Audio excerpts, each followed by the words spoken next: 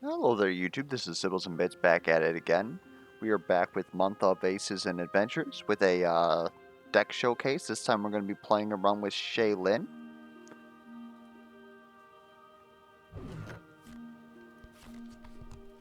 So currently I only have the one deck for Shae Linn, but it's quite interesting. For those of you who haven't been following the channel, I recorded this video yesterday technically, and then there was a hardware issue that pretty much completely destroyed all audio whatsoever, and I figured that instead of just trying to talk over the video and narrate it or commentate on it, which would pretty much not put me in the same headspace that I was at the time, we would just go ahead and re-record. The deficit of that is that it was obviously a very good run. The benefit is that we unlocked more cards that we have now swapped into here. So, to explain the deck, this deck is sort of, I wouldn't necessarily call it a nuker deck because Shae Linn can do a lot more damage than this deck, but it does push out quite a lot of damage. We're going to go ahead and just go into first our two buffs. Our two buffs are going to be Kamae +2. This used to be Kamae +1, which is your red cards deal +1 damage on defense. And now we have +1 defense and +1 defense damage. The +1 defense is quite nice because it means that enemies are less likely to draw 3 of a kinds and so forth, so that it's easier for us to defend, and we don't really have a lot of tools to necessarily win defense. This is a very aggressive deck. It's very costly at 2 hearts and a diamond. I haven't played a run with this, but if we can get that installed, it's pretty good. Our other buff is While You Sleep, which is much easier to put in place and our preferred buff to have in play. It is +2 combat damage against enemies with a debuff. Combat damage is important because it applies both in defense and offense, and whenever you use skills that technically count as attacks, such as Nightblade. We have, I believe, 5 Nightblades total. I would like to fit more, but obviously it's kind of hard to do all that. Maybe I'd have to take out a little bit of extra jank here to do that. Nightblade just costs 1 black suit and our attack and deals 1 attack damage twice. Under most circumstances, this deals more damage than we would normally do, and we don't have to interface with any... how do I say it? We don't have to interface with enemies being able to block us, because we don't really have a lot of tools to win that, and so this actually starts adding up to quite a lot, especially because if you consider Shae Linn's level 1, she has, whenever your black cards deal +1 attack damage, that goes into here. Whenever you deal an attack with clubs, it deals +1 damage and taps an enemy. That applies here as well. So it's actually quite flexible, the way that we build this build. And then of course Nightblade +1 is the same thing but requires 2 attacks. 2 attacks might seem a little bit hefty, but if you remember that we're Shae Linn and we have access to dual wield does not require you to actually spend the attack before you use it. It just gives you another attack chip. So if we dual wield right away, which costs a card, spend a black suit card, and those 2 attacks, we now get to shiv twice. Nightblade +2 is just even better, and it costs an additional card. So for 3 cards and both of our attacks, we can deal 6 plus damage. Again, once you start factoring in While You Sleep, once you start factoring in maybe we have something that allows us to deal +1 damage, it really starts to add up.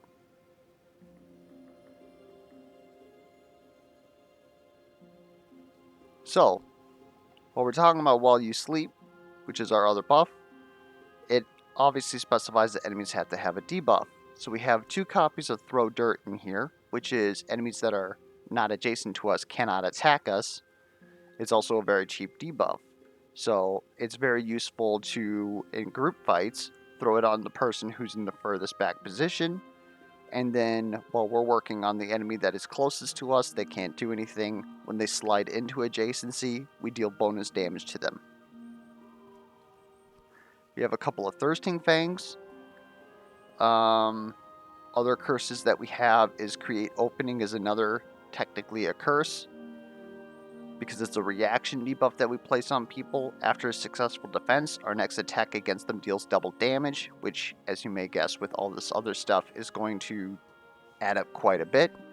We have 2 contracts, which is heal 3 damage, or 3 heal 3 HP whenever you defeat an enemy, but again, it's a debuff, so we get bonus damage versus them if we have while you sleep in play.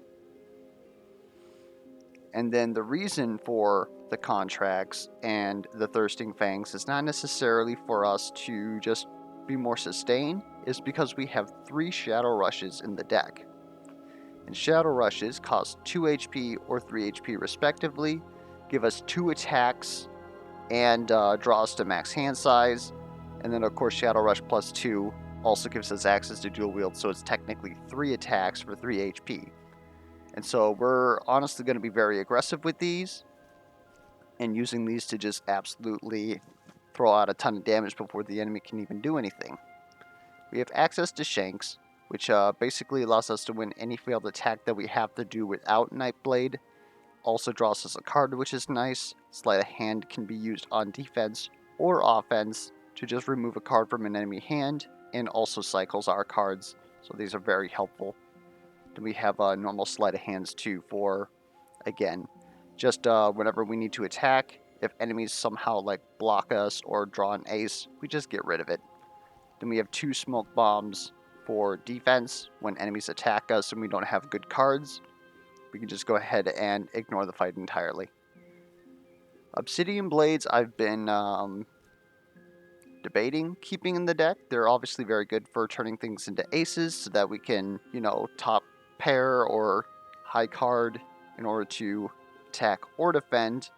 But the main reason why these are here is because this applies to any card in our hand, and this card applies to black cards, and we have access to Assassinate, which is the ability to top deck an ace to deal 8 attack damage to an enemy.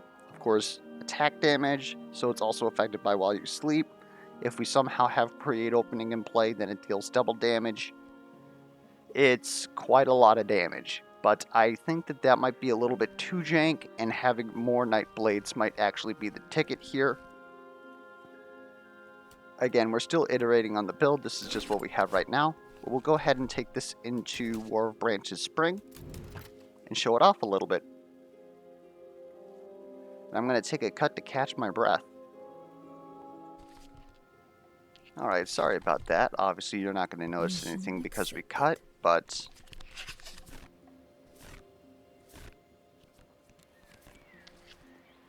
alright, I like this pair here, but it's not actually necessary. Like having clubs in hand. Get rid of that. We'll keep the pair. No technique is forbidden. Okay, so our level 1 here, as I mentioned back in the deck analysis or explanation, Assassin also works with Night Shiv or Nightblade. I call it Night Shiv. So this is pretty good at just making that deal more damage than it has any right to do. So does Shadow Emissary, and so we're also able to tap targets and do huge CC by using that skill, but it has to be a club. This is just generally easier. And then of course Brigand. We're going to go ahead and try Brigand. My main problem with Brigand is that I'm pretty sure that for whatever reason, this does not apply when we use Night Shift, despite it technically counting as a successful attack, and the successful attack working with Shadow Emissary.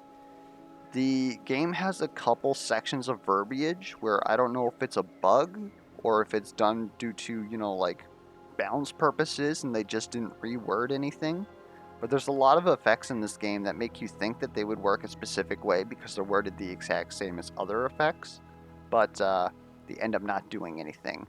So just to be extra spicy, we're going to go ahead and go with Brigand here. I still think that Brigand obviously can work very well with this setup. Like I said, it's very flexible.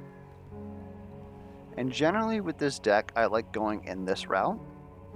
The reason for that being is that this ability shrine right here I like being able to reduce the cost of the skills that we have that draw us cards.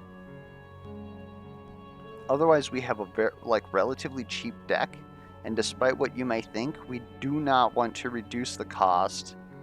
Well, I guess in this case we would actually, but generally speaking, if you take the left or the right option there, Assassin or I've already forgot Shadow Emissary, you do not want to reduce the cost of your Night Blades because then you're not technically using a black suit in order to use them, so they don't get the +1 damage boost. That is something to note. So I suppose we could reduce those costs, and I don't think that you can reduce the cost of HP, so we can't make like Shadow Rushes better. So our hand here makes this a little bit not so great. But what we could do is draw here, go up to the merchant and just buy more stats.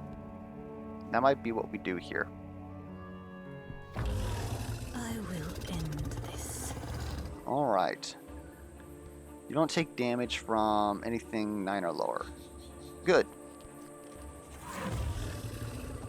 Rude. Alright, we're going to go ahead I'm not done yet. and shiv this man.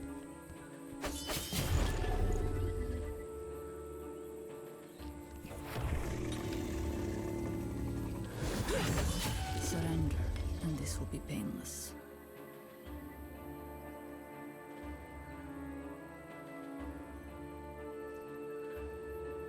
I'd really hate to use this, but we really don't have much more of an option.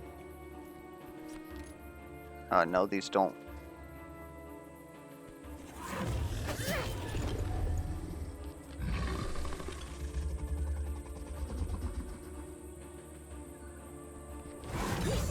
You are not fit to fight my shadow.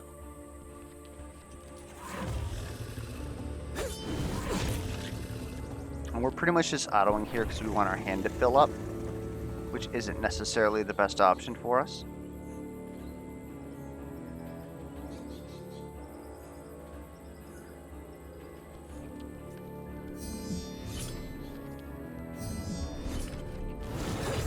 Time to strike. We would love to have that in play.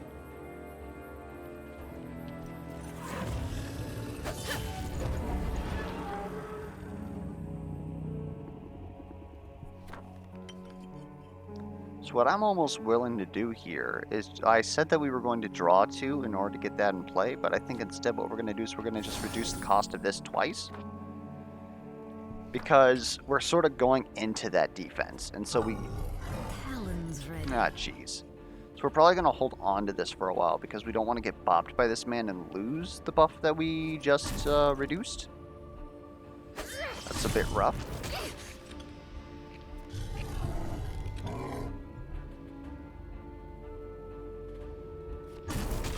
I will end this.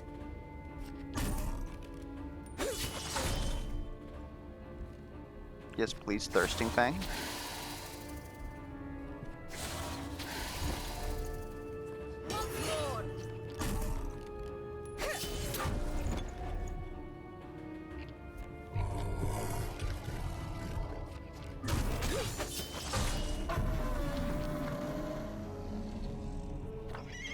Surrender, and this will be painless. Okay, this is definitely better. Let's go ahead and get this Kamai in play.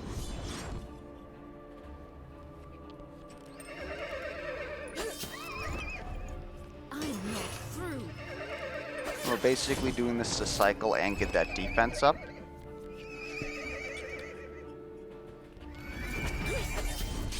Talon's ready.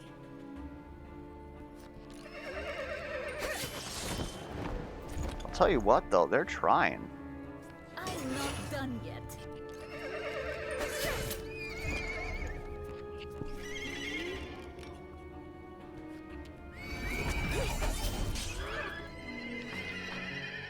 About those leaves. Alright, that's looking pretty good. What we could do is we could definitely take Tourmaline Shield because that's the ability for us to, if we somehow fail a defense, then we're at least able to use a red suit for something. I actually quite like that in that setup. We're probably going to take it. We don't need both of our Shadow Rushes right now. I like Sleight of Hand +1. And we don't really need these debuffs since we're not going to be using While You Sleep. In this run, at least. Surrender, and this will be painless. It really is a shame that I lost that footage because that was a crazy run. I might voice over it at some point after this video just to sort of show how like the offensive side and defensive side of this deck works.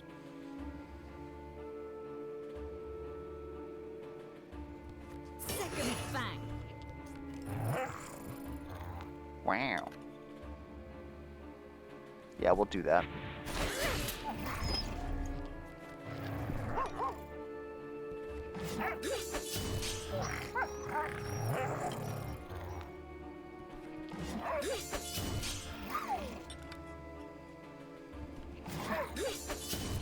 Time to strike.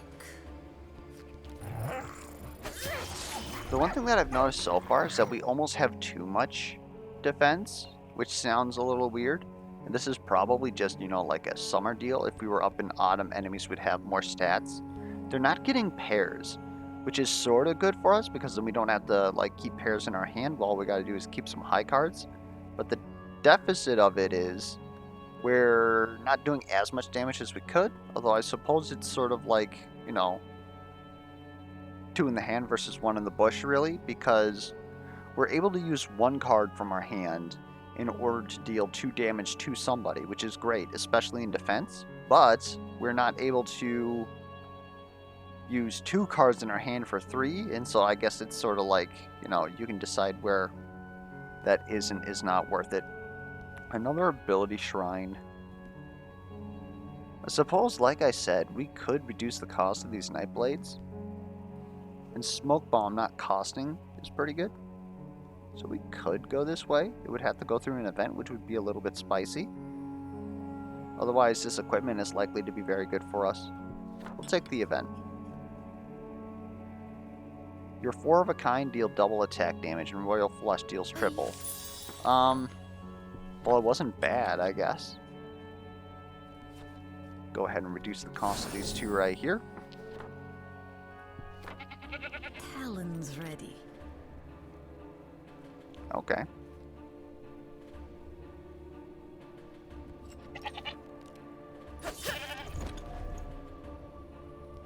Once more. I'm not done yet.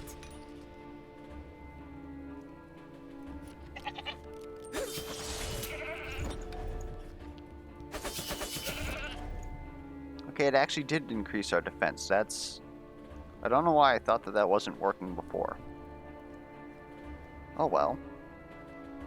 Question is do we use Shadow Rush here? We're a bit low. Kind of hoping for some defense.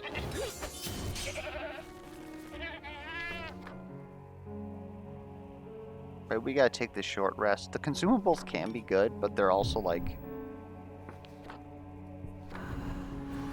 I don't know how to put it, rough? Time to strike.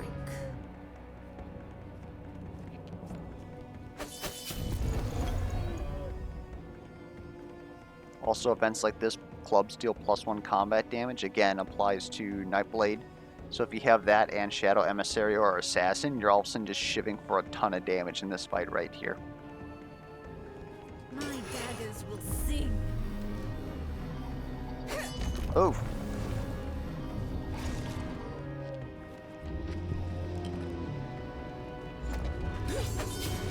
I will end this.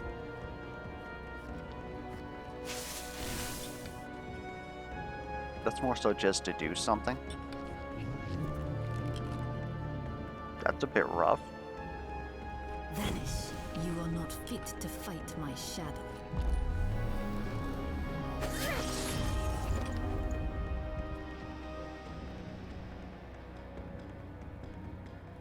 I'm not done yet. This fight is unfortunately going to take a while. Unless we were to swap buffs like right now. That should have been a diamond. Talon's ready.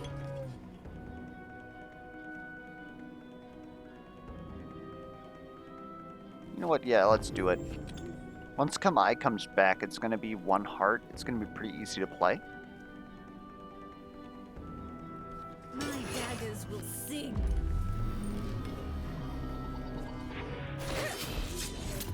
My daggers will sing.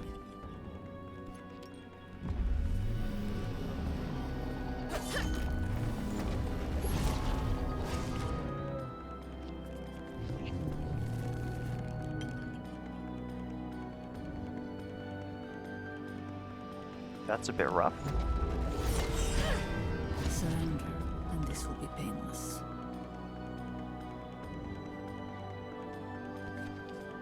You have a price on your head.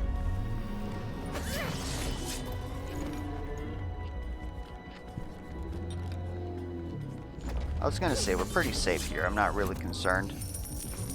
You're going to see our life go up and down a lot, but that's pretty much par for the course. Deadlier yet. So our level 2 is also quite, what would I say? It's very flexible.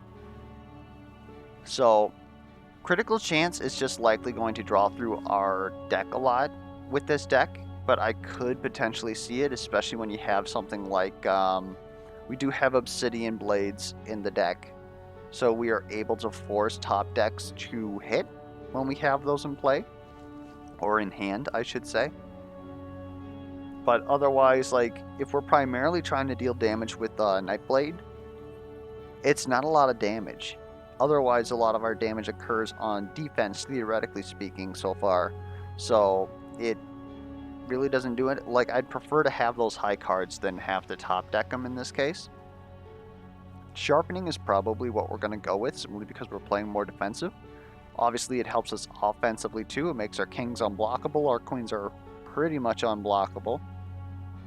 And then Thief is what we went with last time, because we were being more aggressive and actually like utilizing attacks as well.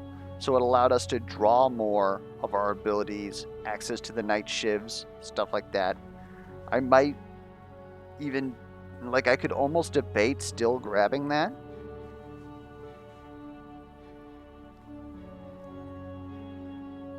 You know what, we will grab it. But I think that for this setup, the tiebreaker one is much better. I will end this. Lord.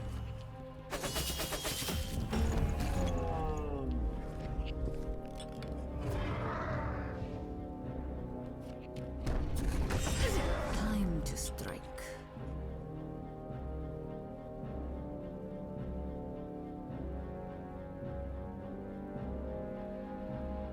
This is a bit rough.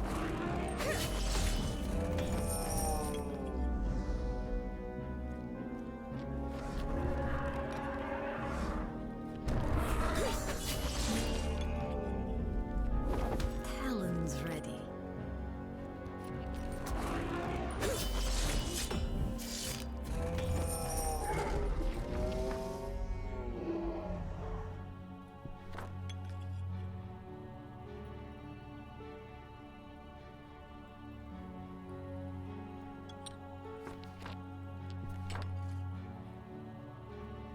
This is interesting, but I don't think that I want it. I mean, I suppose at one point, we have cards that we don't necessarily even need. We've got low costs. We're not really trying to get flushes. We could probably get away with Iron Bark. Makes us a little bit more tanky. It's more so annoying than anything. We can reduce Shank and Smoke Bomb's cost.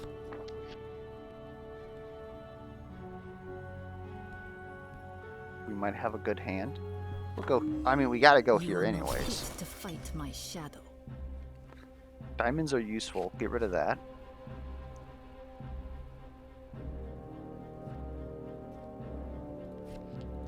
Second fang.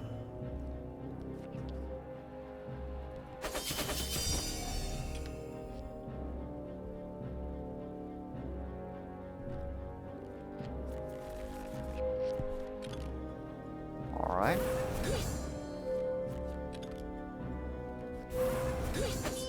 Time to strike.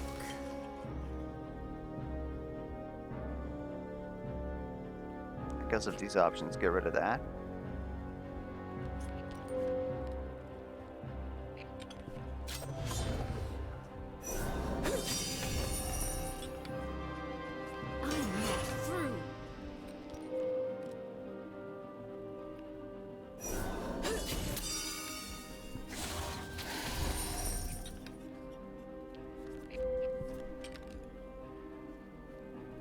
Vanish.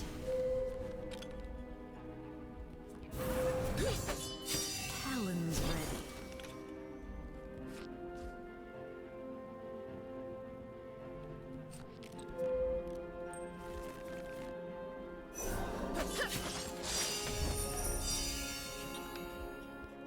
Second fang.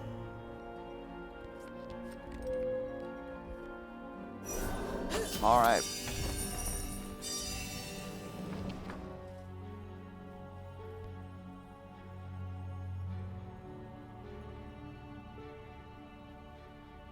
And to note, if you are trying to copy this deck or whatever, if you have Tiebreaker or whatever it's actually called on Shae Linn, getting Wild Range +1 on your queens is absolutely ridiculous.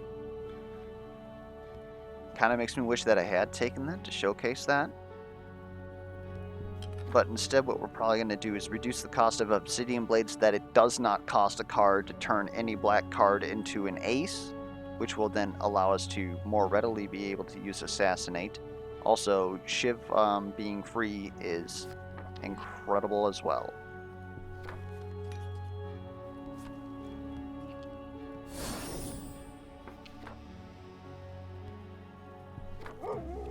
Surrender, and this will be painless. Alright, get rid of this.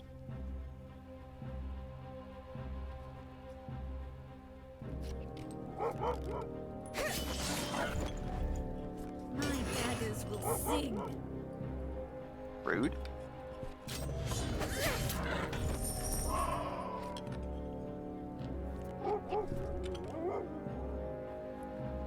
A queen.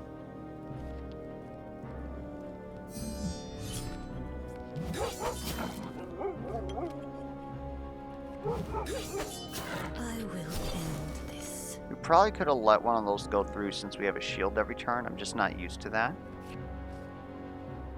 Okay.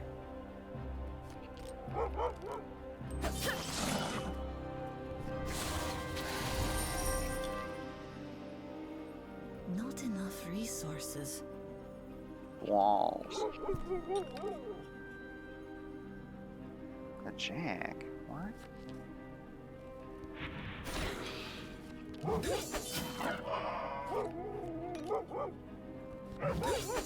Time to strike.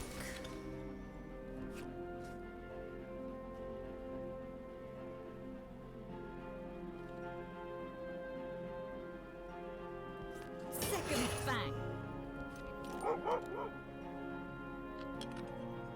We're pretty much looking to fail here. Though I suppose we could just win, right? I was looking at the merchant upcoming. This calls for a Yeah, we'll hit up the merchant with this. Deal double damage with attacks containing a spade. Interesting. Okay. That seems quite pertinent to our interests. This one.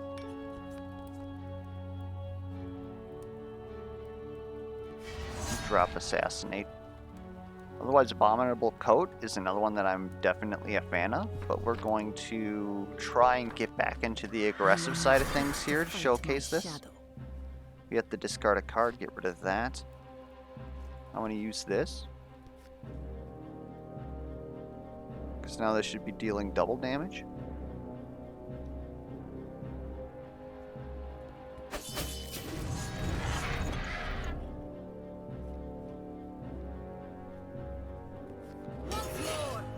My daggers will sing.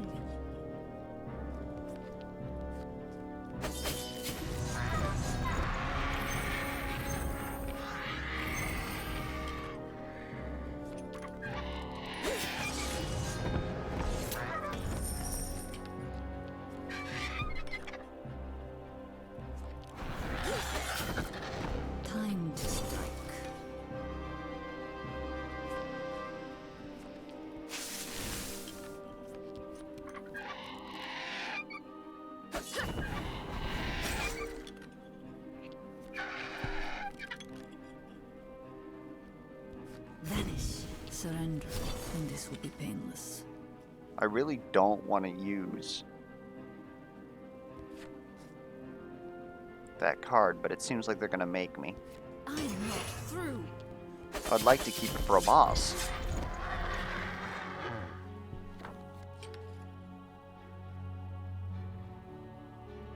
This is kind of awkward too, because I really would have looked at that doubled or something. I guess we're just drawing 2 cards. It's something. I must test your end this. Okay, we must discard a card. Take that.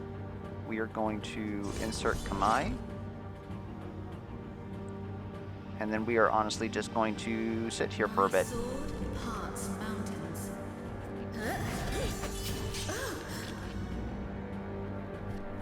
You are not fit to fight my shadow.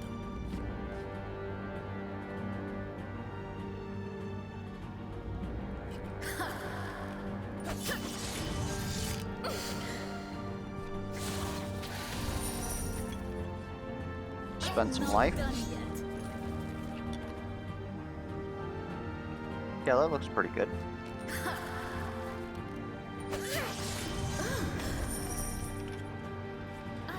Make it free. You're rude. You have proven Yeah, that seems pretty good. Let's get up to level 3. my technique yet improves.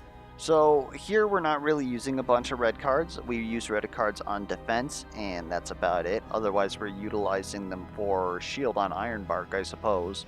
But if we're actually going to be offensive and attacking things, generally speaking, Unrelenting Darkness is better because it reduces the odds that an enemy is going to be able to block us.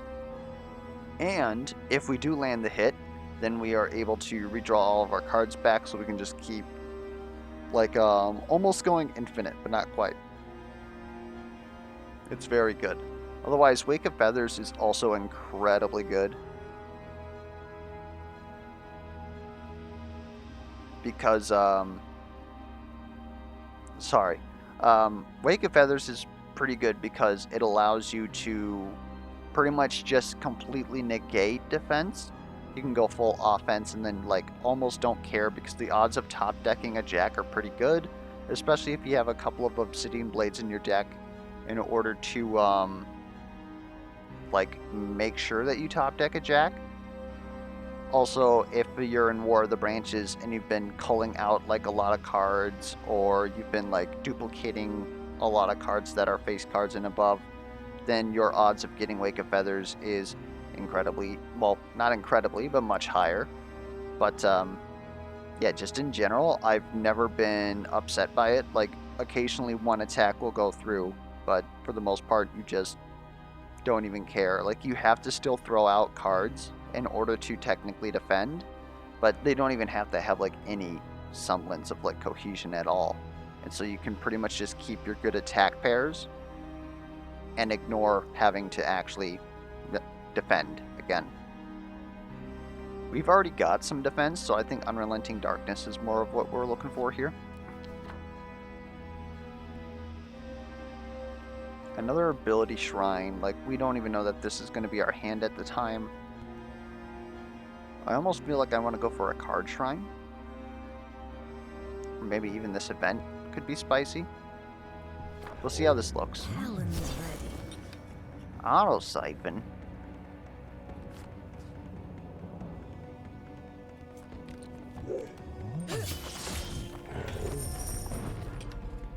Alright.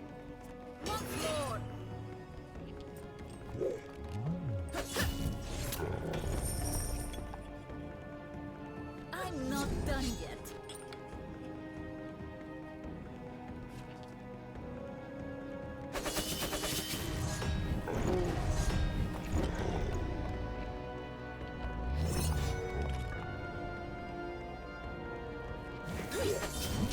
You are not fit to fight my shadow.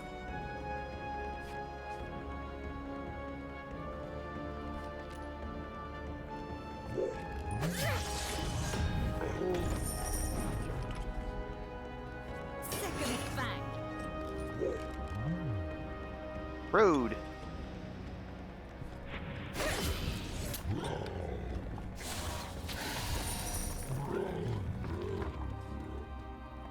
I think we're headed down here. Surrender, and this will be painless. The Hydra, oh my god. Never mind, this was a terrible idea. Whose idea was this?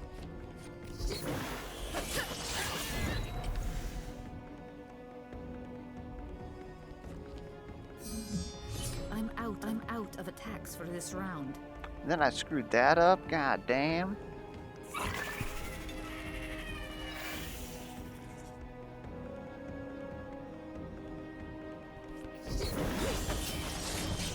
Time to strike.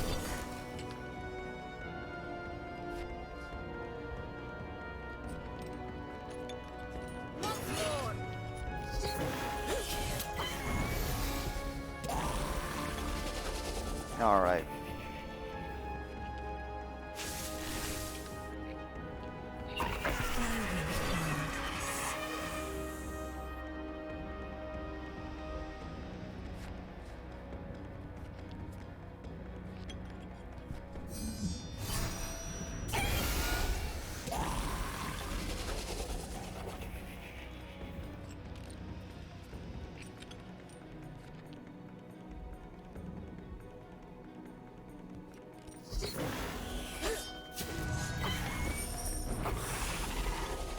My daggers will sing. Talon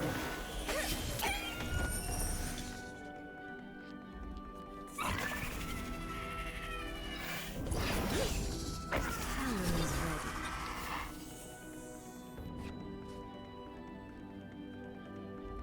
Second fang.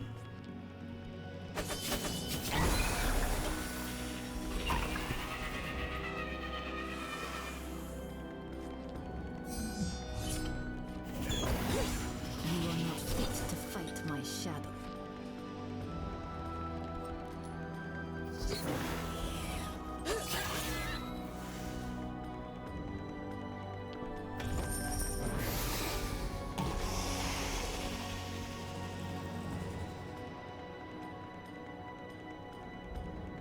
I'm not done yet.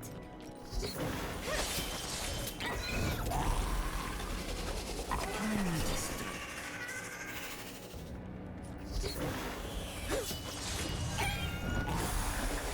Alright. We have an Ace of Spades. We could still duplicate a card.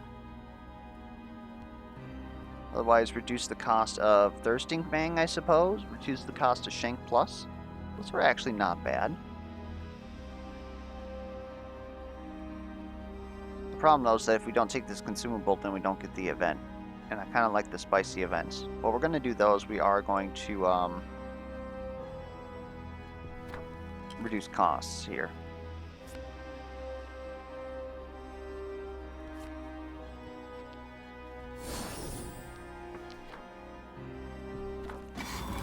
Surrender, and this will be painless.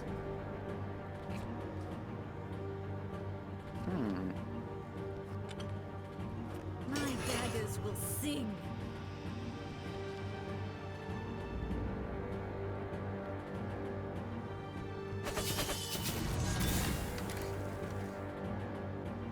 No.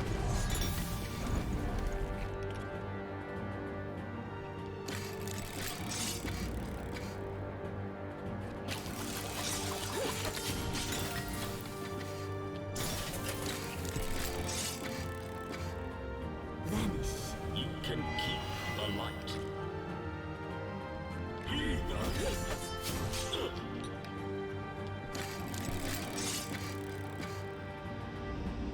Well, that's a bit upset.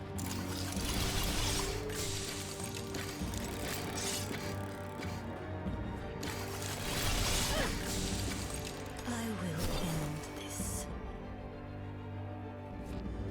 All right.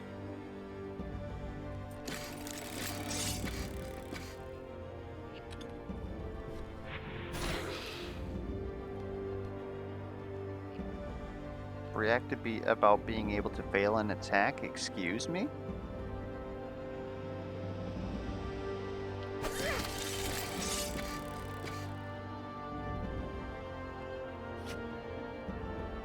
son of a bitch. I'm not through.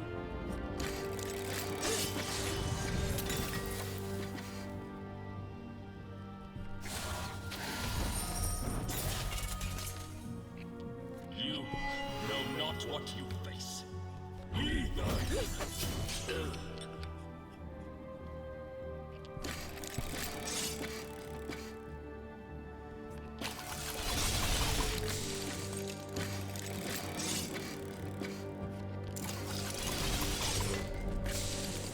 You are not fit to fight my shadow.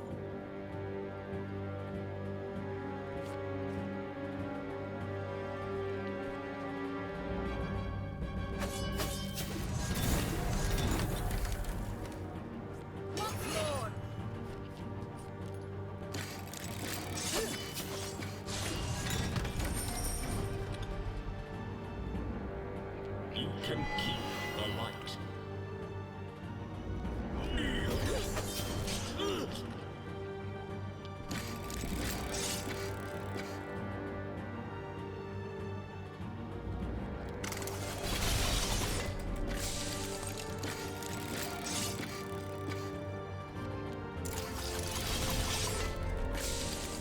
Talon is ready.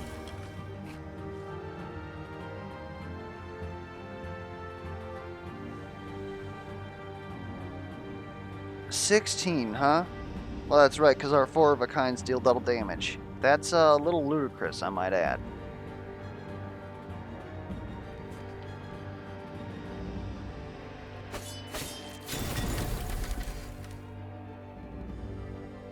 I'm not through.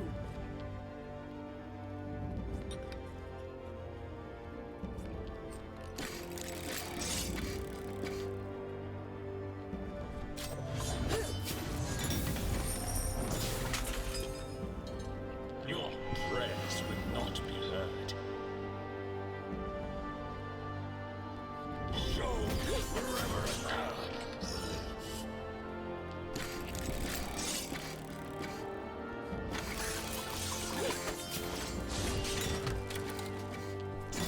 Surrender, and this will be painless. Heathen! Alright. Time to strike. My daggers will sing. I don't know, I'd say that's pretty good.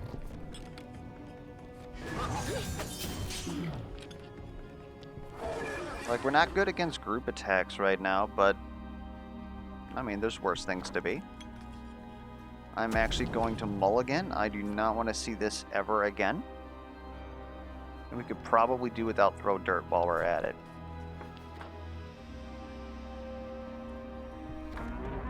Let's head to the merchant because we have a ton of cards in our hand that we can't typically play. You're marked.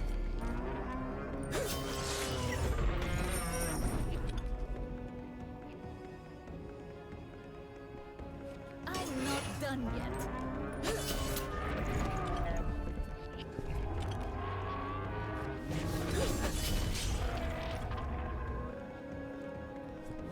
Surrender, and this will be painless.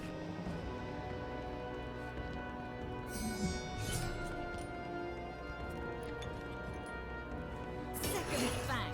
There we go.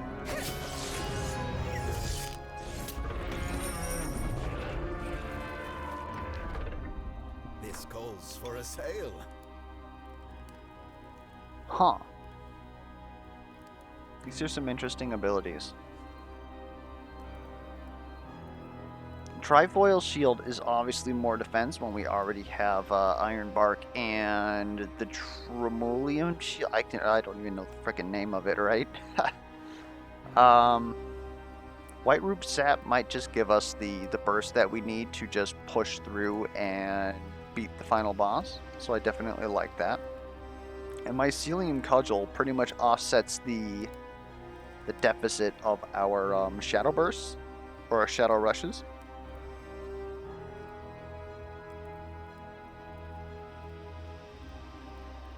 Here Here's your coin. So I am actually... A fair price. gonna do something like that. I will end this.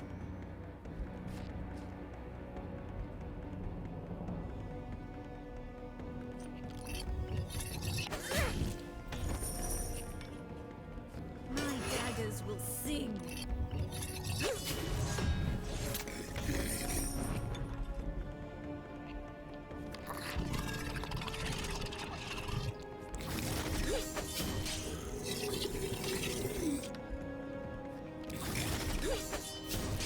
Surrender, and this will be painless.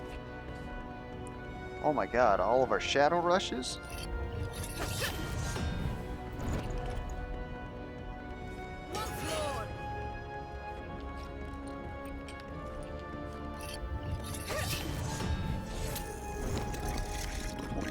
We can probably get away with using one of these.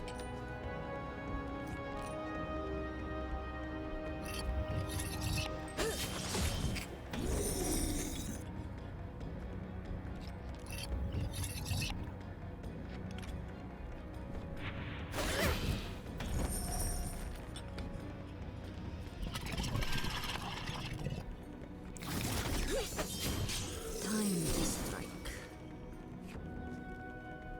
My daggers will sing. Alright, let's see which boss they put us up against. The heads? You are not No. fit to fight my shadow. Interesting. Pretty shit hand too, not gonna lie.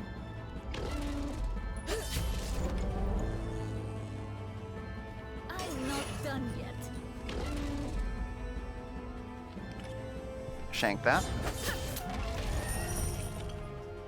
Shank you next. I'm not done yet.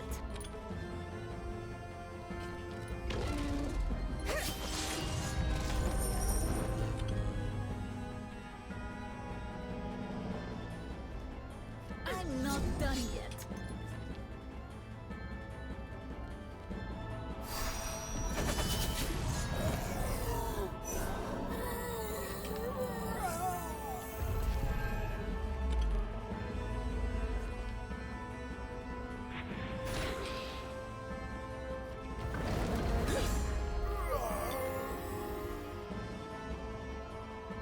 Rude. Well, that'll allow us to block.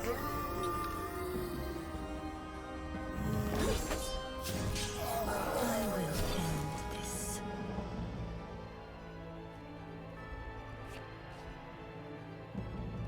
Second fang.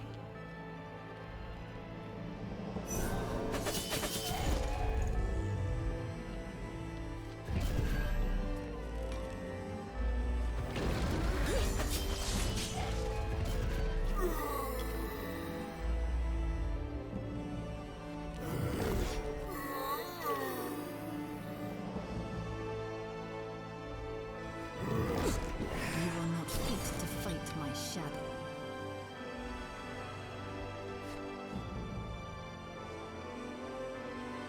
I'm not through.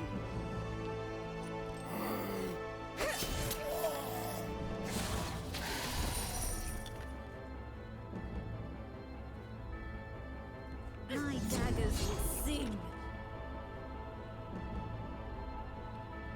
I'm not done yet.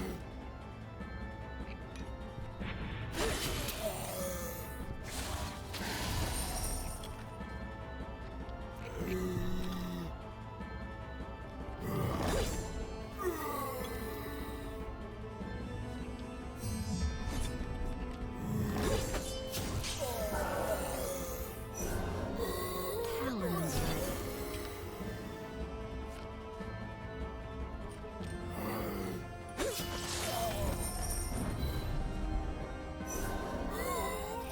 Alright. Now let's see how this Infernus fight goes. I'm not feeling too good about it, to be honest.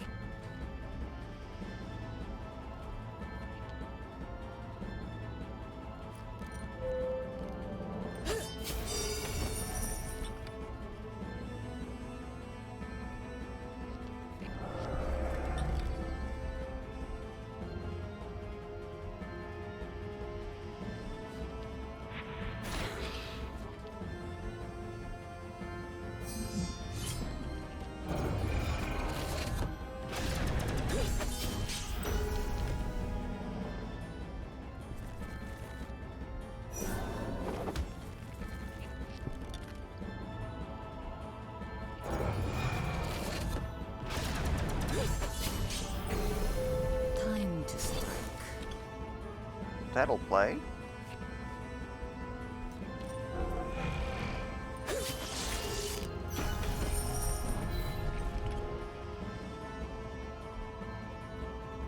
Second fang.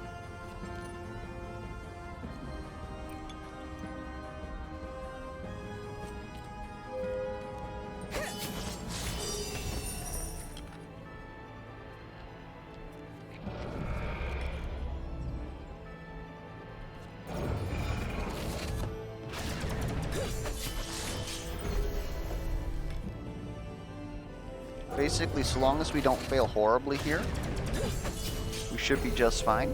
Talon's ready.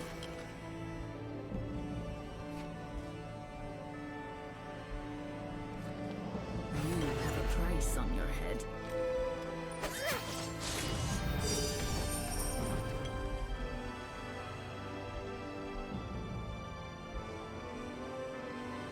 My daggers will sing.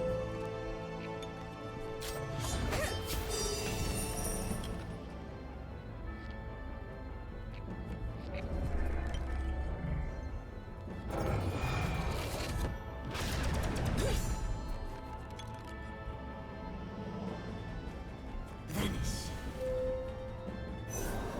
Surrender, and this will be painless.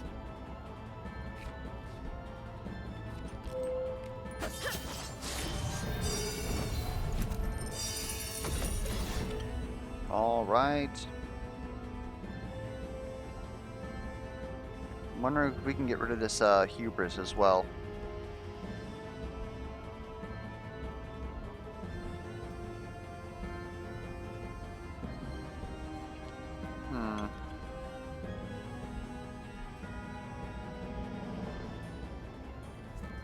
Lord.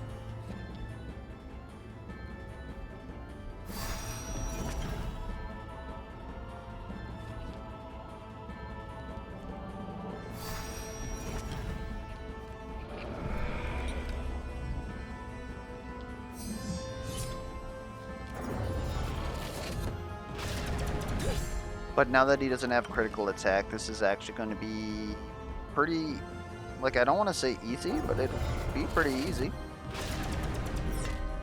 I will end this. Second fang.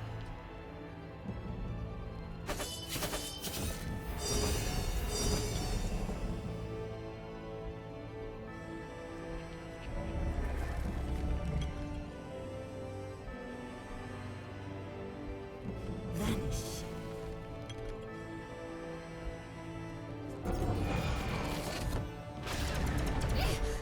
You are not fit to fight my shadow.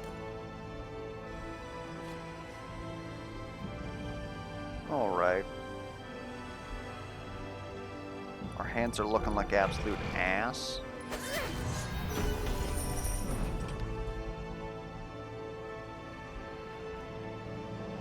I'm not through. And unfortunately, because of Resilience Aura, it's not really like we can do much about it.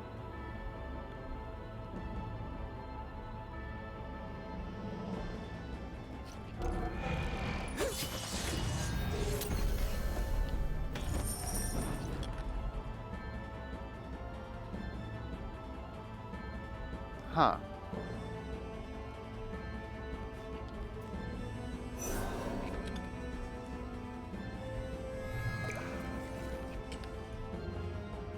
I'm not done yet.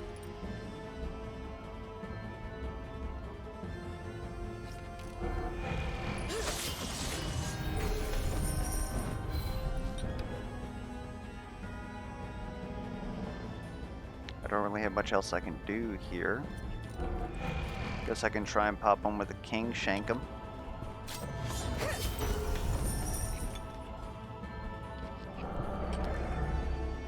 It's a pretty suffer hand, to be honest.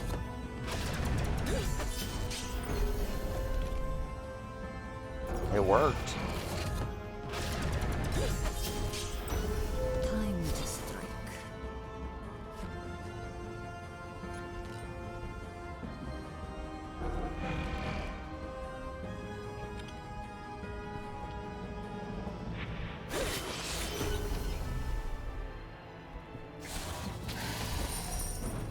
And I think he's dead. As long as he doesn't resist this. There we go. We didn't really pop off that well, but at least it was, you know. Oh, I guess we were fast, though. New high score there.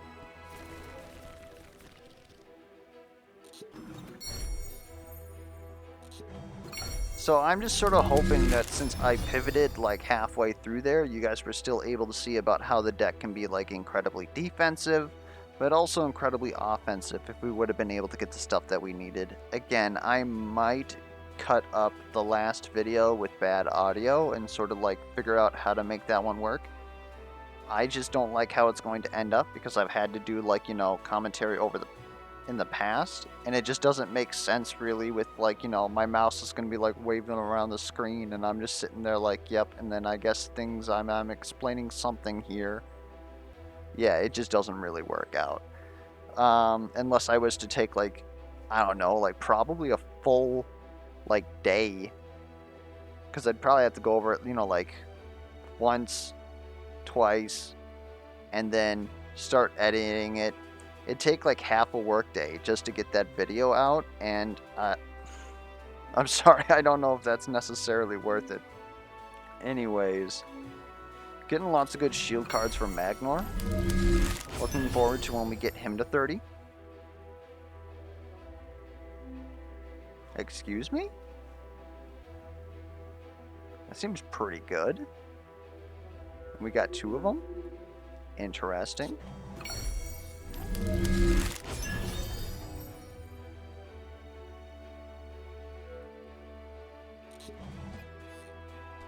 Alright, anyways, if you guys have any feedback about the video, be it the deck showcase formats, or the deck itself, or like any of our plays during the middle there, I know that, again, I was sort of low on commentary because I was a bit more focused on like actually piloting the deck.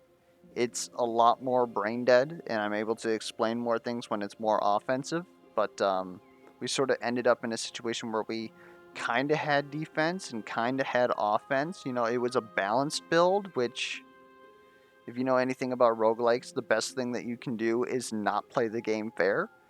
And the fact that we were technically playing the game fair there, and we had like hand constrictions, it was pretty weird all around. Anyways, hopefully it was still entertaining. If it was, be sure to leave some feedback down in the comments below, be it questions, concerns, comments, misplay alerts, and until next time, I'll catch you guys around.